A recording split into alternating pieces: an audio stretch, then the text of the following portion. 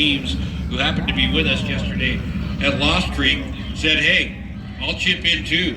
We'd love to see the Buick Hearse that's racing here during Drag Week race at the Lucas Oil Divisional next weekend. Don't know if I can convince him to do it, but we're going to do a little interview with him later on today, hopefully, and I'll try to convince him again while he's on the PA with me. So he's been warned. I love this little Toyota Celica, man. This thing is a thing of beauty. It's Canadian-based out of Lethbridge, Alberta. Steve Gronick's the driver. And the travels for Gronick and his team were not without problem during the week. He broke something on the front suspension midway through the tour. Luckily, was able to get the parts and everything to repair it and continue on. But a lot of stories like that.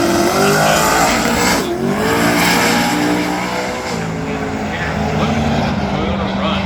491 and 148. 491, 148 for Steve Gronick in the Toyota down the Car-Mart 36 El Camino.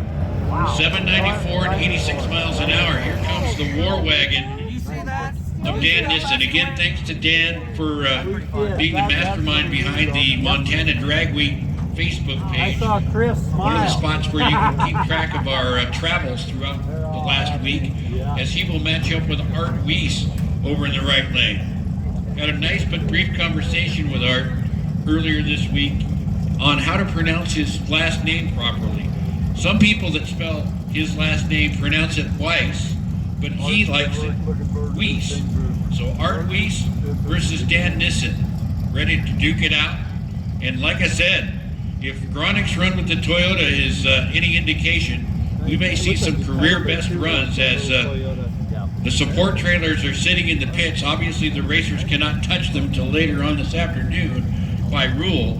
But racers know that the traveling is over as far as the race cars being roadworthy. So they can literally turn up the wick and make the changes they need to make the cars run really hard. Let's see what Dan does. Wagon out in front. Nissen is one of the many from Havre. I think they should pronounce the town name differently. It should be Havre.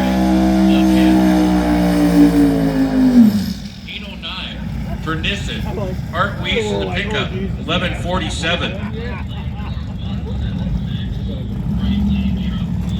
And here is Jason Pickett, gentleman I spoke of earlier, with the Buick Hearse.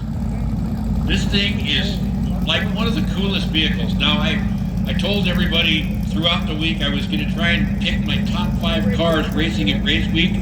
How could I possibly leave the Hearse off the list? Now, I won't rank them, but I will tell you, the Hearse has made the top 5, and this is a fun car to watch. Jason is a fun guy to talk to. I'm really looking forward to an interview with him on the PA later on this afternoon, but right now he has his sights set on racing Ray Rhodes, who has the Genin Motorsports backed SS Camaro ready to run. He's from Post Falls, Idaho. So Division 5 versus Division 6. Big Sky Race Week stuff.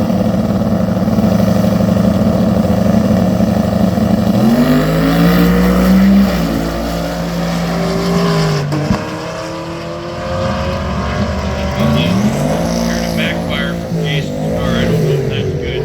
So down on ET and down on speed a bit is Jason Puckett. I hope the Buick isn't wounded as Ray Rhodes in the Camaro goes 740 and 94 miles an hour. Here's Dan Bold, one of the many Canadian runners. Bold in the red truck is from Red Deer, Alberta.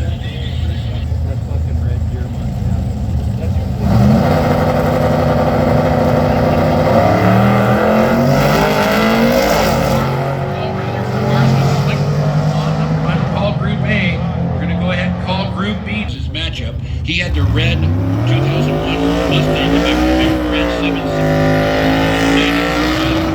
Alongside Dan Bold in the truck. And speaking of drag race trucks, take a look at the Graham Brothers branded truck over in the right lane from Laurel, Montana. Jacob Klein versus Jacob Wegner.